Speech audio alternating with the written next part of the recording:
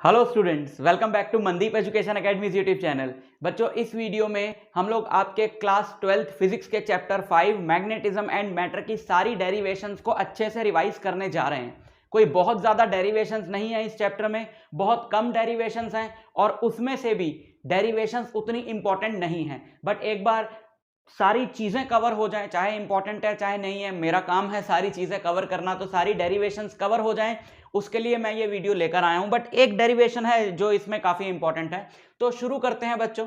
अगर आपको चैप्टर 1 और उसकी डेरिवेशंस आती हों, यानी इलेक्ट्रिक चार्जेस एंड फील्ड्स की आपको डेरिवेशंस आती हों, तो बहुत मिलती जुलती डेरिवेशंस है इस चैप्टर में। क्या क्या चिपक रहा है मेरे पैर में बहुत बहुत मिलती जुलती, एक मिनट, बहुत मिलती जुलती डेरिवेशंस हैं, राइट। आपको सिर्फ ये करना होगा कि आपको चैप्टर 1 के फॉर्मूले में, ये बात मैं पहले भी कई बार बता चुका हूं बट यहां इस वीडियो में ये फिर से बतानी जरूरी है कि जहां जहां इलेक्ट्रिक फील्ड है वहां वहां आपको B लिखना है, यानी मैग्नेटिक फील्ड। जहां जहां पर एप्सिलॉन नॉट है वहां 1/μ0 लिखना है, या जहां 1/ε0 है वहां μ0 लिखना है, ठीक है। वहां पे हमारे पास इलेक्ट्रिक डाइपोल मोमेंट थी P, उसकी जगह यहां पे हम capital M magnetic dipole moment लिखेंगे, और चार्ज Q की जगह यहां पर हम लिखेंगे स्मॉल m, जिसको मैंने QM लिया हुआ है।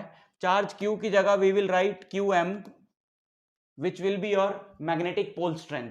तो जितने भी फॉर्मूले चैप्टर 1 में आपने पढ़े थे वो इन रिप्लेसमेंट्स के साथ एज इट इज बन जाएंगे।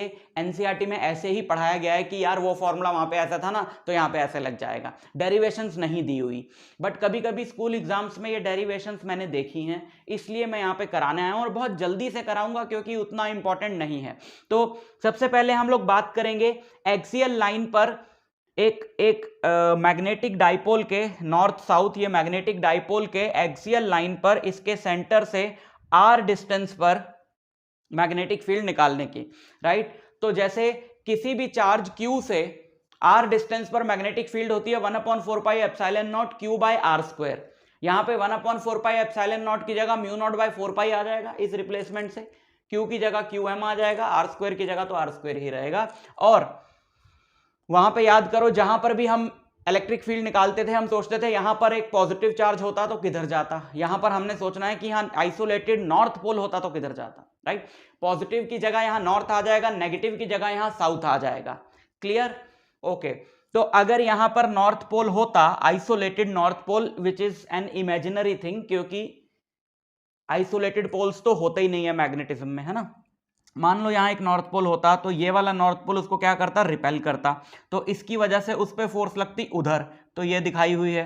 ये साउथ पोल उसको क्या करता, अट्रैक्ट करता, तो इस नॉर्थ पोल पे इस साउथ की वजह से फोर्स लगती इधर, ठीक। अब मैग्नेटिक फील्ड का जो फोर्स की डायरेक्शन वही मैग्नेटिक फील्ड की डायरेक्शन, तो मैग्नेटिक फील्ड इस नॉर्थ की वजह से यहां होती इस तरफ और इस साउथ की वजह से यहां होती इस तरफ।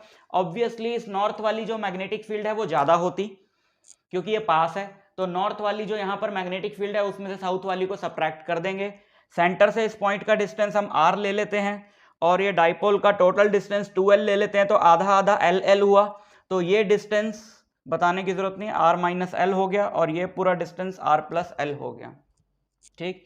तो हमने यहां पे फील्ड निकाली इसके लिए, ठीक है। फोर्स क्यों लिखा है हमने, क्योंकि फील्ड का मतलब क्या है, force acting on a unit charge, है ना। तो उसको फील्ड भी लिख सकते हैं, बट आपको कोई कंफ्यूजन ना हो तो आप इसको बी भी लिख सकते हो, कोई प्रॉब्लम नहीं है। bn और bs, इसमें से कौन सा ज्यादा होगा, bn ज्यादा होगा, तो bn में से हमने bs को सब्ट्रैक्ट कर दिया, और सब्ट्रैक्ट करने के बाद थोड़ा सा सॉल्व कर दिया। आपने ऑलरेडी ये डेरिवेशन चैप्टर 1 में करा हुआ है, तो हमारे पास ये आ गया रिजल्ट जो हमें एक्सियल लाइन के लिए इलेक्ट्रिक फील्ड के लिए मिलता था। m की जगह p होता था, है ना। ये है magnetic dipole movement qm × 2l, है ना। वहां पे होती थी इसकी जगह electric dipole movement q × 2l या 2a, जो भी आप उसको लेते थे, ठीक।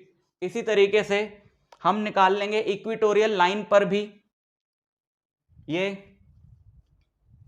एक इलेक्ट्रिक डाइपोल है, ये इसकी इक्वेटोरियल लाइन है, सेंटर से r डिस्टेंस पर पॉइंट p पे हमें मैग्नेटिक फील्ड निकालनी है। साउथ की वजह से इधर होगी, नॉर्थ की वजह से अवे फ्रॉम दिस होगी। If this angle is theta then this is also theta, क्योंकि ये दोनों इक्वल हैं तो z बन रहा है alternate interior angle, this is also theta, और corresponding angle this is also theta. तो इस मैग्नेटिक फील्ड बी एन का, इस मैग्नेटिक फील्ड बी एन का इधर कंपोनेंट बनेगा बी एन कॉस थीटा और इधर बनेगा बी एन साइन थीटा। इस मैग्नेटिक फील्ड बी एस का, बी एस मतलब magnetic field due to south pole, इधर कंपोनेंट बनेगा बी एस कॉस थीटा और इधर कंपोनेंट बनेगा बी एस साइन थीटा। ये दोनों कट जाएंगे, ये दोनों इक्वल एंड अपोजिट है, ऐड हो जाएंगे। ठीक है, आई होप आप सबने ये किया हुआ है और आपको याद है ये सारी बातें। तो हमने इन दोनों को ऐड कर दिया, दोनों के कॉस थीटा वाले कंपोनेंट्स को ऐड कर दिया।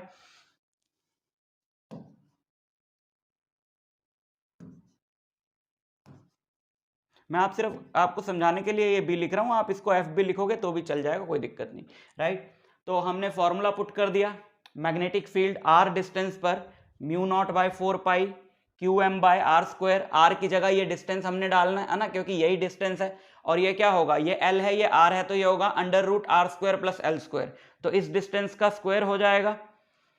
ठीक, और cos theta base upon hypotenuse आपने डाल दिया, L बाय एक्स, एक्स मतलब under root R square plus L square, then you will get the final result. ठीक है, इतनी कोई इंपॉर्टेंट नहीं है, इसको छोड़ो।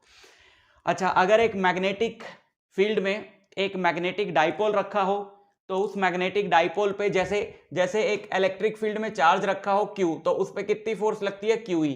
इसी तरीके से मैग्नेटिक फील्ड में एक मैग्नेटिक पोल रखा हो QM का और B मैग्नेटिक फील्ड में रखा हो, तो उस पर कितनी फोर्स लगेगी, QM into B।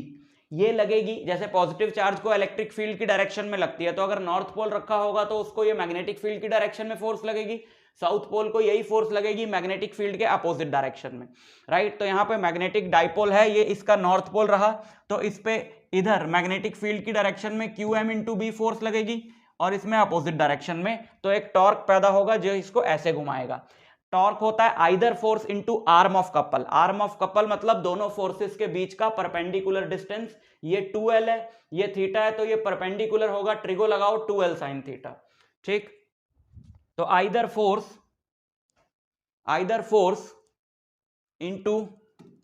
Force into perpendicular distance QL sine theta, so you will gate